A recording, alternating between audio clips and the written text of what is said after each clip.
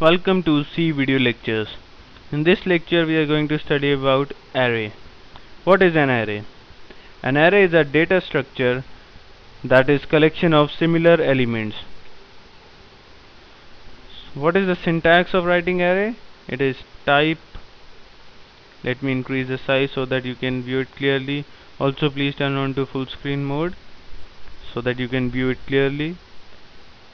Now what is the syntax of declaring an array? It is type, variable name and size of array. Say I have to declare integer variable array. So for that type is int and I'm giving it variable name says sum and I want the size to be 5. So what is an array? Array, suppose we need 5 integer variables inside the program. So instead of giving 5 integer names, different names, say A, B, C, D, E, we can declare an array and we just have to give one variable name and we can specify the size, which is 5 in this case. Now what does this statement means? Int A 3. This means that we have declared an integer array and the name of the array is A and the size of the array is 3. A3 means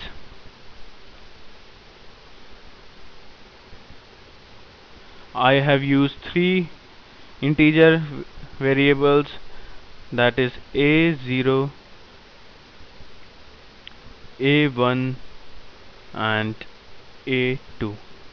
So similarly, if it would have been A5, that is the size of array was 5, then we would have A0, A1, A2, A3 and A4.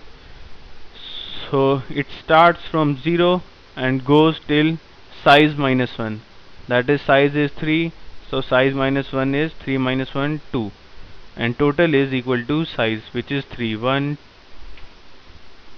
2 and 3. Similarly, if I have to make float array, what would be the syntax? Float any variable name, say D, and size, say I want 4.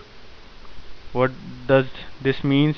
It means that I have 4 float variables D0, D1, D2 and D3. Now we are going to make small array program in which we are going to store values in array and we will print those values. In the next program, that is after this simple program is over, we are going to make a program that is much more complex, in which the user will enter the value inside an array and we are going to print those values. So I am starting with a simple program. Please turn on to full screen mode for better clarity. Include stdio.h, include conio.h main function. I am declaring integer a5 and I am giving it value. How to give it value? Use curly braces and give 5 values. Say I am giving 5, 7, 9, 8 and 3. What does this mean? It means that at A0 5 is stored, at A1 7 is stored, at A2 9 is stored, at A3 8 is stored and at A4 3 is stored. A5 means A0, A1, A2, A3 and A4. Now suppose I am printing value at A3. What should it print? Value at A3 is 8. This is at A0, A1, A2, A3, A4. So I am printing value at A3. Printf %d A3, get ch so that output window does not close.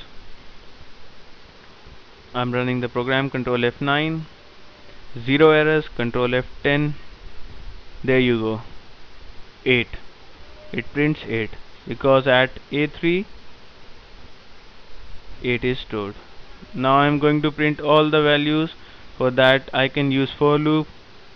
For int I is equal to 0, I is less than 5, I plus plus. What does this mean? It means that I is 0, in next case I is 1, and this loop will go till I is equal to 4. The maximum value of I is equal to 4. So we are going to print AI. Printf new line, so that everything is printed in new line, %d AI.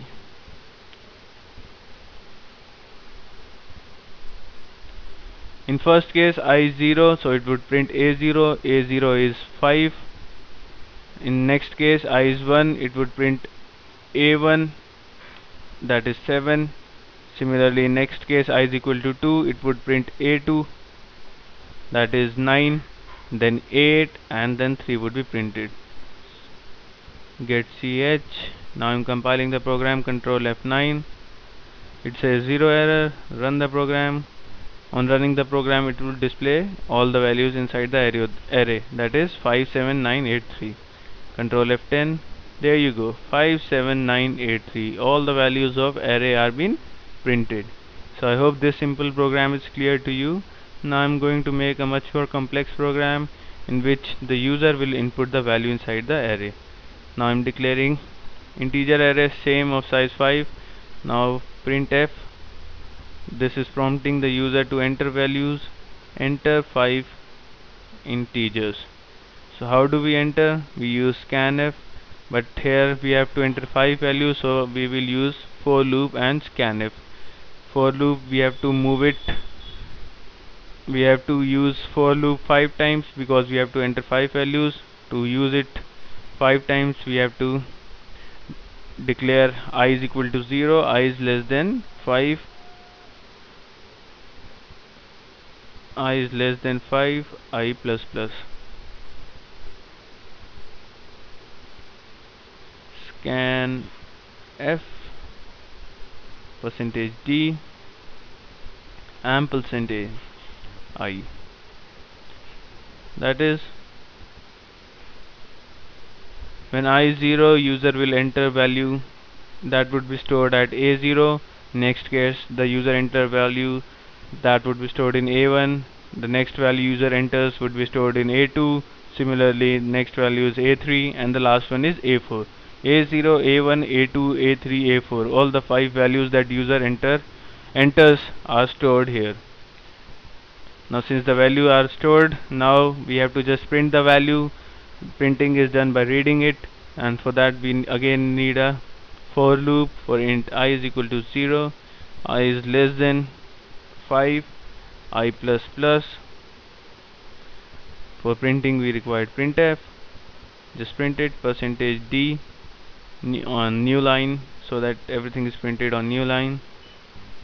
AI. Program complete. Use get ch so that output window does not close. So here the user enters 5 value. Those 5 values are stored inside the array, and here we are reading those values and printing it on the output screen. Control F9. It says 0 error. Run the program, control F10. There you go, it is asking to enter 5 integers. I will enter 10, 20, 30, 40, 50. 10, 20, 30, 40, 50. Now as soon as I hit enter, all the values would be displayed. That is, all the values that I have entered would be displayed. There you go, 10, 20, 30, 40, 50. So I hope entering the values into an array and reading the values from an array is clear to you. Now I'm going to give you a short demonstration on two-dimensional array. Till now we have studied only one-dimensional array. Now I'm going to tell you what are two-dimensional or multi-dimensional array. Consider this thing. Int, let me increase the size. Int a 2 2. This is two-dimensional arrays, and the maximum value it can accept is 2 into 2, that is 4. We can enter 4 values, and those 4 values would be stored in A0 small A0 0 A0 1 A1 0 and A1 1. Similarly, if we use this multi-dimensional array, this two-dimensional array int42, we can enter 4 into 2, that is 8 values. Similarly, this is two-dimensional array, we can have any number of dimensions we require, but usually at most we require 2 dimensions. So I hope arrays in C language is clear to you.